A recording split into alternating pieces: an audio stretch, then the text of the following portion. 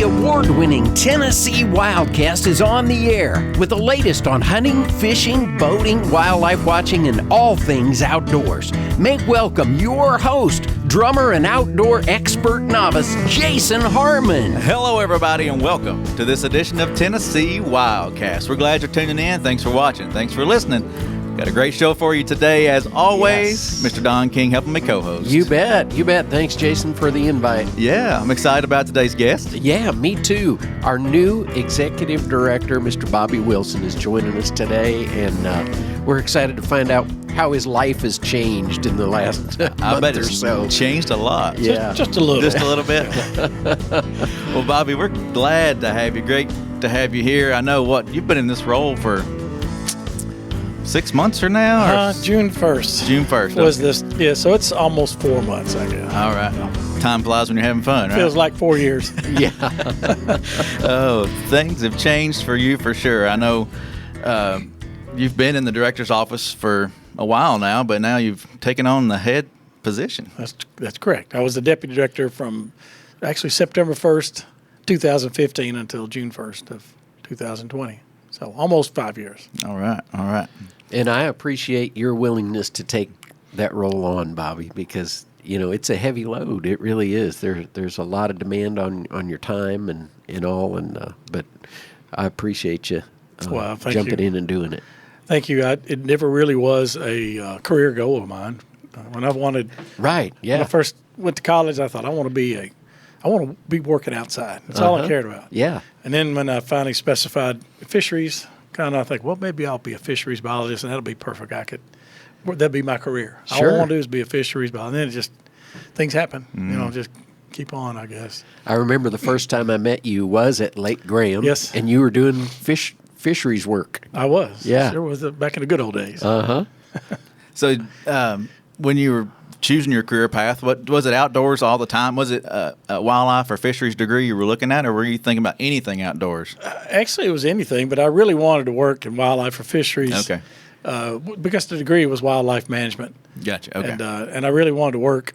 Once I found out about TWRA and just had some friends there, and I thought, this is what I want to do. I want to go work for Tennessee Wildlife. But if I can't get on with them, I'll go do whatever I can and get some experience, maybe come back later or something. Mm-hmm. Awesome. So let's talk about who introduced you and got you into the outdoors to even get you on this path. I mean, have you always hunted and fished and been outdoors as a kid and that kind of thing? You know what? My dad wasn't really a hunter or a fisherman. Now, I liked the outdoors as a kid. I liked to catch turtles when I was younger, and that was my passion, to catch turtles, and I'd keep them in something back when you could keep them. A pail or bucket or something for a week or two, and then I'd let them go. And I had a whole, I would probably have 50 different kinds of turtles. No, I wouldn't different kinds, but 50 turtles with, snapping turtles and red-eared sliders, and then the map turtles and box turtles and soft-shell turtles. I had them all, and I would just collect them and feed them for a little while, and then turn them loose after a while. And but that piqued my interest. I wanted to raise turtles when I was a kid. I said, I'm going to do that. I'm going to raise turtles. Now, was some of that from 7 Mile Creek here? No. I grew up in West Nashville. Oh, okay. So, all right. There's some creeks over there close to the river, Cumberland River. But my dad would take us fishing, mostly because I would pester him to death. Say, I want to go fishing. And he would go, and he enjoyed it too. But I didn't really specialize. It was just fish. Usually hook and line with a worm or minnow or something like that. Just want to catch a fish. Yeah. And I still do like that. I still like that too. But I do the other kind of fishing as well. But then he didn't really hunt. He wasn't a hunter. And I always kind of wanted to hunt. I'd take my BB gun out and I would shoot blackbirds. And I knew back, even when I was 10 or 11 years old, I knew what the nuisance non-native birds were. And I knew that not to shoot the songbirds, but shoot the blackbirds, because they were like the starlings who were, a nuisance invasive species, really. And so, but that just got me interested in as I got older in hunting. And a neighbor up the street, he was a dove hunter, or he went dove hunting, and he took me one time, and I got to retrieve his doves for him. And then eventually I borrowed his shotgun when I was old enough, and went out dove hunting myself. And, neat. And I just took it up from there. I didn't really do any big game hunting until I got to college, and I was majoring in wildlife management at Tennessee Tech. And a lot of folks, a lot of classmates were from the smaller towns around Cookeville, and Sure. and they all deer hunted, and they got me into it, and I've been deer hunting ever since. Oh, neat. Yep. Started off with bow and arrow, and just still like to archery hunt. That's my favorite. Right now is the time to be out there. Archery season's wide open. Have you been out at all? And what are we doing here, by the way?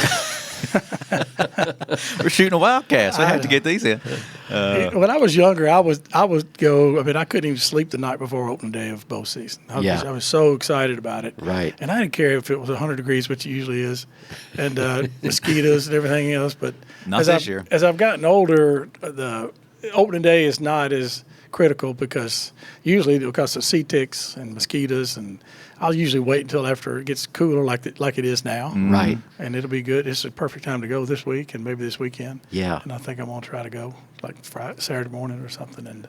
But it's, it's just not, I'm still passionate about it, but I'm older and wiser, I guess.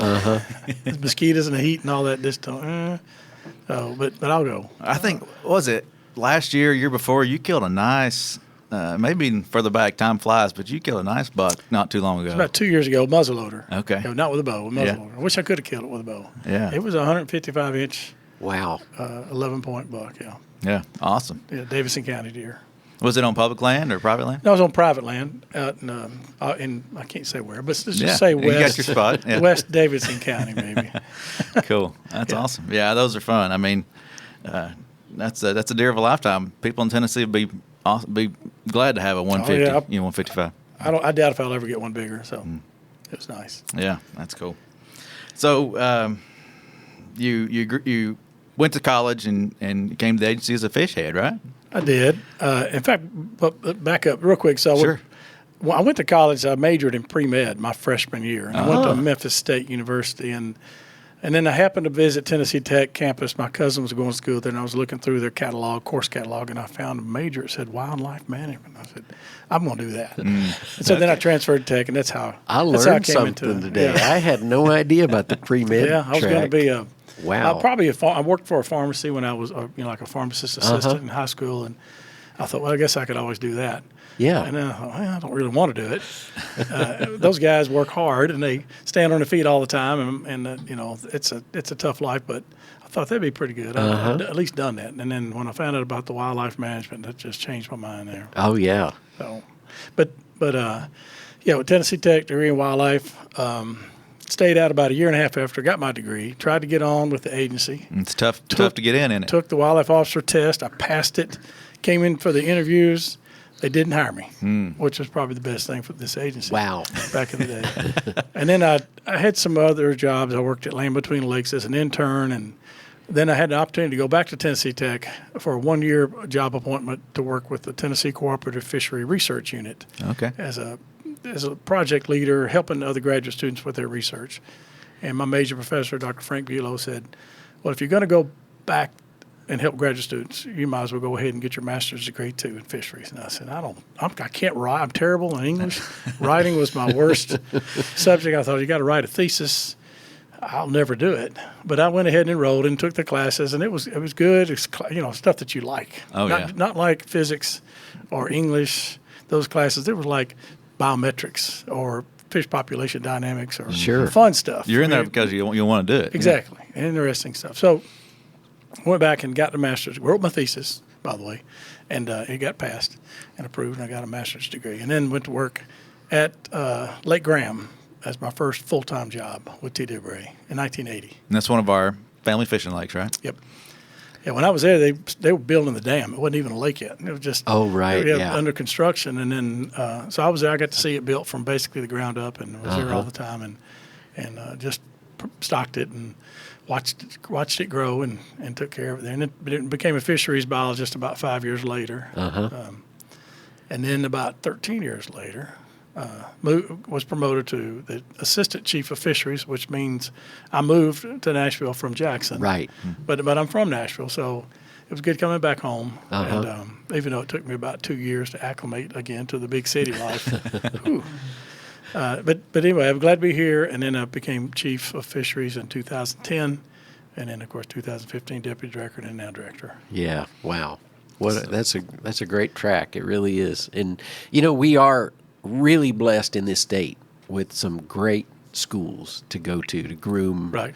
folks for this line of work. You know, you We talk are. about Tech, Tennessee Tech, UT, of course, and UT Martin, Martin. UT Knoxville, Cleveland State. There's a few other smaller colleges that offer a limited wildlife program, UTC but and- our bigger ones are UT Martin, Tennessee Tech, and UT Knoxville. They have the wildlife Right. chapters there and the fisheries chapters there, and they a lot more involved. But that's not to say some of these other universities don't offer good curriculum, Right. good programs. Yep. In fact, the junior college, the community college, or junior college things they can go to and get a lot of their coursework out of the way, and then transfer to like a Tech or UT Martin or UT Knoxville and finish off their degree. So, lots of opportunities out there. And you know, it's very competitive. You know, when folks get out of school, you know, when wildlife officer interviews are going on, boy, it's a parade of really top-notch folks coming through the door. And It really is, and I feel sorry for those that don't get hired on because I know that's what they went to school for. That's their passion. They Right. spent 4 years or more getting a degree, and then you come here and they don't do the test anymore. But they do the interviews, and it could come down to they may interview like 20 people for 10 jobs. I take it back. They start off with about 150 people. that's what I was going to say. Applicants come in, and then they have to weed through those and just get down to those with degrees in wildlife or fisheries. You could have a degree in biology with a background in criminology or ecology or something. They don't even look at those because they got so many students out there that graduated with degrees in wildlife or fisheries. They just pick them. Right. And that may get them down to about 75 people. And then they go through a quick interview process. I know we're probably boring everybody, but go through a quick interview process, maybe 20 or 30 minutes. And then out of that, they pick like a finalist list of maybe 20 people. Right. And this past year, we hired, I think, 10 or I believe 11. And so it was a hard choice. I mean, any of those 20, and probably beyond that, would have been good wildlife officers. Yeah. But they had to pick, and some didn't get it. And maybe several of them, I think, this was their third or fourth time to interview. Well, like you said, the first time wasn't the charm for you. It wasn't- you know, not you had right, to come exactly. back around and interview again. So my message is really, and I tell students this all the time, if that's your passion, if that's what you really want to do, just be patient, get some experience if you can, and just keep coming back. And eventually it'll happen, and you get hired on, and it'll be a lifetime career for you. I know those internships are so important They really because are. a lot of the folks that end up getting hired here have had good experience through Right. those internships and, Yeah. and volunteer work. The internships help them get the experience, but also helps our people look at them and see if they're Right. good workers. See and 'em in capable, action. Kind of give them maybe a good letter of recommendation or something like that to whoever's hiring them or something. So that helps a lot too. And then we've mentioned it before on the show, but then they take the next step and go to our new law enforcement academy that we're putting on specifically for our guys, Right. And take it from there. So then Yep. they learn the ropes and go to work. Yeah. Yeah, they go through a lot. It's Yeah. a 20-week course, and they're there now, as a matter of fact. And they'll go for 5 days at a time and go home on weekends and come back, and they work. They study at night, and they don't have a lot of time for any kind of entertainment or anything going on outside of books and studying. And it's really tough. It's physically demanding too. And the workout room's pretty impressive. right. You know, that they've Right. got set up for all that. So when they're out of there and they graduate, I just want to say, hey, I'm impressed. Yeah. I want to shake your hand. You made it this far. You got selected. You passed. We hired you. Made it through the academy. You're something else. Yeah. You usually are. So. Yeah. Well, let's switch gears a little bit and just talk about how life's changed. What have you been up to since you've taken on a director role? What's been going on? Anything in particular? Well, there's a lot going on right now, and we have some bigger issues that we'll probably get to in a minute. But it seems like there's more time on the phone that I spend talking to people. Yeah. In Zoom meetings now than I Right. did before. More demand for my time because people want the director to come speak or they want the director to come do this. And it's fine because I've got the time. I love doing it. I enjoy doing it. We got to give a presentation in a couple of weeks on a Zoom about TWRA. Okay. And I'm looking forward to that. Yeah. So I like talking about our agency and what we do. Well, there's been some new things come up, and you mentioned this at the commission meeting last week. There's a new Asian Carp Commission. Tell us about that and what that's all about.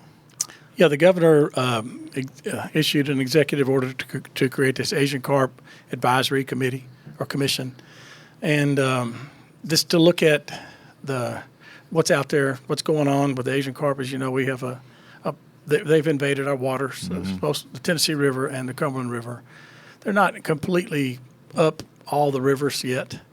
We're hoping to stop them before they do, and that's part of our plan. Right. So we just want to get. I think the idea is that for this commission to work together with other departments and figure out a way to fund some of these things like these barriers, these electronic barriers, or maybe a sound barrier, bubbles, or light, which they're trying right now at Lake Barkley. Hopefully it'll be successful. If it is, we plan to use something similar to that at other dams, especially Kentucky Dam, because the one at Barkley is the first dam from the Ohio River. So there's another one on Kentucky Dam. There's a lock. They come through the locks when the barges go through. And as long as those locks are open, as long as barges keep coming through and the water keeps coming in from Ohio, we're going to have a continuous supply of Asian carp coming in. So if we can stop that, or at least stop them from coming in, then we can fish them down with commercial fishing methods, and we're doing that too with this Asian carp harvest incentive program, where we actually pay a little money on top of what they're already getting paid for per pound on these fish to come provide them some incentive, and it's working. Bringing in a lot of fish. Bringing a lot of fish. I think, we don't, anecdotally we hear reports, I have, and other people have too, the people out in the field, of fishermen are not seeing as many as they were. They're still seeing them, but they're not seeing as many. Commercial fishermen having a harder time catching them, which tells me they're kind of thinning them out a little bit. Yeah, they're doing good work. And we've been lucky in that we've not had a significant spawn since 2015. We know that there's maybe a little bit of spawning going on, or maybe they come through the locks. Some little ones do, and we think, well, that could be. But 2015, we had a really big spawn in both systems, and there were just a lot of them. And that's what people are seeing now when they jump. These 5-pounders to 8-pounders, they jump out of the water and scare everybody to death and jump in their boat. And this is nothing new. I mean, you've been working on this since you were in fisheries. Oh, yeah. Trying to combat these things. Right. I can remember the first one I ever saw was in 2001 on the Mississippi River. And it was a big head carp. And then I think we went back again and found a little one on the Mississippi. And we was like, whoa, they're reproducing. I mean, this is not that long ago, not even 20 years ago. And then we found one that looked different than the big head carp. We couldn't figure it out because we didn't know what it was, and we realized it was a silver carp. And those are the jumping fish, the silver ones. And then in no time, they were pretty thick in the Mississippi River and in the Oxbow Lakes and all the little fingers that go to it. And then, of course, they made their way up through the Ohio River and up into the Kentucky lock, and through the lock and Barkley lock into the lakes. So that's where they are now. Luckily, they're not like they don't race to the end. They occupy an area and they swim around in big groups, and then they'll feed on the plankton that's there usually, and then they'll migrate up slowly. So we're lucky that that's not been just one of those things where they just get into the lake system and go all the way to the very end as fast as they can. Sometimes a big head carp will do that, the big, solitarily. They don't travel in pods like the silvers do. Silvers kind of stick around. When food's gone, they move up, or if they want to spawn or attempt to spawn, they move up to the. Okay. That's how they do it. So we're just kind of fortunate in a lot of ways, but I think also our actions of reducing the population down is helping. Doing some research on them, because we don't know. Part of the research is determine their density. So we don't know if we're doing any good if we don't have a way of determining whether they're reducing their numbers or not. So that's part of the research that's going on now. Yeah, and we've got a guy upstairs that's handling all that for us now. Cole, he's the guy who focuses on that, and we got a clear focus and a direction going up there. So we're not just laying back and watching them. We're doing some work on them. So we're right, and also we created 4 new positions too to work with Asian carp. Okay, and so soon, hopefully, they'll be announced to be filled, and we'll have even more bodies on the water. That's great. Trying to help control them and manage them. Like you said, this isn't something new to the agency. I remember early on, like 2000, 2001, Bill Dance did a video down at McKellar Lake, right, and highlighting, what was, this potential. Yep. So yep. It's on Bill Dance's radar too. Big time. Yeah. As a matter of fact, the raffle that just took place was part of it was a fishing trip with Bill. Bill said he would be willing to do it as long as the money that may be generated, part of the money, would go towards control of Asian carp. So we said, heck yeah. Yeah. Oh yeah. Awesome. Very passionate about it. Yeah. Well, something else I'd marked down here was the incinerator. You want to tell folks about what's going on with that? CWD. I know we're hitting all the low topics today. I know, but these are both these are non-native invasive animals yeah. that we're having to deal with. The Asian carp, we got a good plan for them, and I think we're heading in the right. I know we're heading in the right direction with them. The chronic wasting disease is something relatively new for us. We've known about it for 2 years now, and it's a devastating disease. It's always fatal to deer. I think most people know about it, and it's in the southwest part of our state. Again, luckily that disease doesn't travel very fast either. Right. So we may have had it for a few years, and it's really kind of concentrated in that right along the Mississippi state line of Fayette and Hardeman County. But it's moved out. We know there's some. We're picking up a few from the deer harvested, what they call sparks, that are kind of outside that core area. Yeah. Right, that hot zone. But one of the things that we ran into last year was that a lot of the processors in that area, when they process deer, they hauled off to the landfill. Well, a couple of landfills said, we're not going to take the deer carcasses unless we know that these are non-positive for CWD. If they've been tested and they're clear, they can come. But if they don't know, we don't take a chance. As you know, the CWD has never been known to affect a human, right? Ever. And it's been around for 50 years, not in Tennessee, but through the country. So we're the 26th state to have it now. And but at the same time, the CDC recommends don't eat them, just out of precaution. So the landfills won't take them. So through research and what other states have done, we know that they can be incinerated. Well, it can't just be incinerated, like burn them up and their prions are gone. Got to get them hot, right? Got them really hot, like 1,800 degrees. So we allocated some money, our commission did, to go towards the purchase of one to be located at the Fayette County landfill. And we got a bid set out, but there's some details to be worked out. We haven't worked out all those details yet, and hopefully we'll get those worked out in the next month or so. And it'll be on board by the time deer season gets here next year. That's what we're counting on. Gotcha. Yeah. That'll be good. Yep. It's a big deal.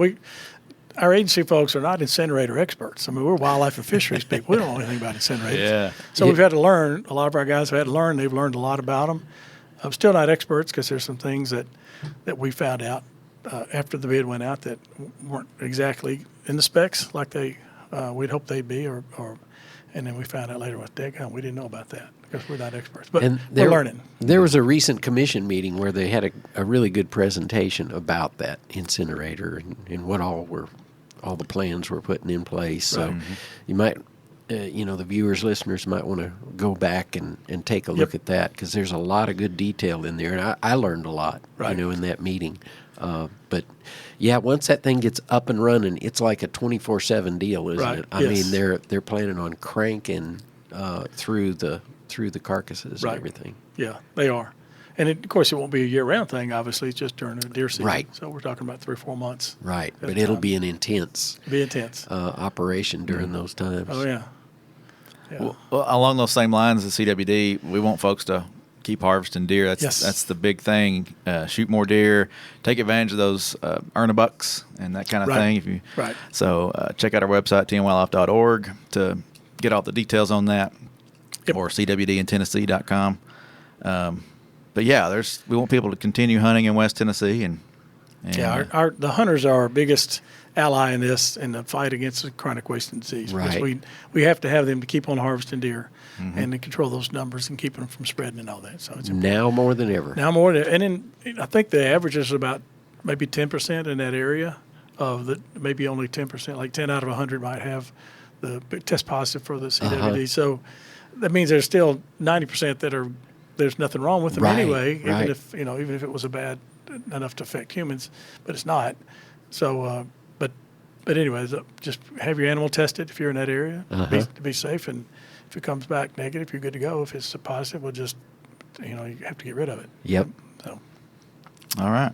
Well, before we run out of time, I thought we might touch on life around COVID. I mean, we're still, numbers are going up and down and fluctuating, but our offices are still closed to the public as far as the Nashville office goes. Right. I think regional offices are open limited hours and things, folks can come in and buy licenses and that sort of thing. But how are we as an agency? Tell the folks how we're working around with COVID, how the office protocols have changed and things like that. Yeah, we're adapting.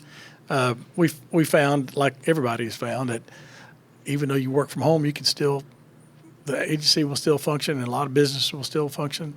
And we figured that out, and a lot of our folks, some folks hadn't been in our building since middle of March. Yeah. So, and it's closed to the public for now, just out of precaution, out of safety, and we'll look and evaluate again in a couple weeks to see if we're going to keep it closed or what we're going to do. And but we're still able to sell licenses, still able to do everything we've done before. Nothing's stopped as far as that goes. We're on top of it, boat registrations, everything, and our shooting ranges are open now. We've reopened them with safety precautions there too with the virus. So it's different. It's probably helped me in my transition to be director because I didn't just jump right into a pot of hot water. It was just kind of eased into it. And it's been pretty good, and haven't been able to travel as much as I want to just because of restrictions, and some meetings have been canceled and things like that. But that's that way for everybody. It's not just me and not just Tennessee. So things are going more virtual and that kind of thing, and meetings online, which can be done. I mean, you're still face to face, not in person, but you can still make things happen. That's what I say all the time. I mean, a lot of us are working from home, but things are still rolling. So, and as everybody's probably seen, if you've been outside, it's the fishermen are out there and boaters are out there. Oh yeah, big time. Phew, big number, which is great. Yeah. Right. Yeah. Exactly. Yeah, the outdoors are open, so you can go hunting, fishing, all the above.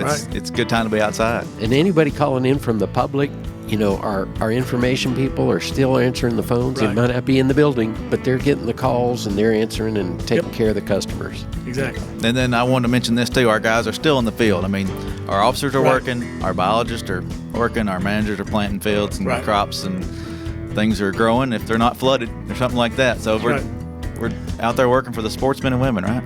Going strong. Yep. All right. Well, Bobby, I appreciate you. Congratulations. Thank you. Thank you, Jason. Taking time out of your day, too, to come in here and talk with us. So I appreciate that as well.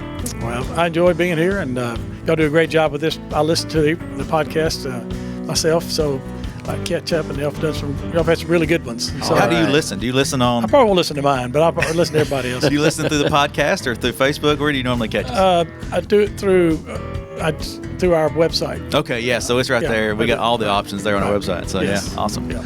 Well, just go to tnwildlife.org and click on Wildcast, and you can find all the options and how to tune this. I like how you did that, Jason. That's good. All right. Well, hey, real quick, Todd, I'm going to pull this up for us. Find the button. We got a patch. There it is, full screen. It's Breast Cancer Awareness Month. We're going to be selling this at shop.gooutdoors.com. shop.gooutdoorstennessee.com. We'll get it right. But you can get the patch, and then there's also a hat for sale with the patch. So support breast cancer. All the money goes to Casting for Recovery. Good deal. All right. Breast cancer awareness. We'll see you next time. Thanks, Bobby. Thank y'all. Thanks.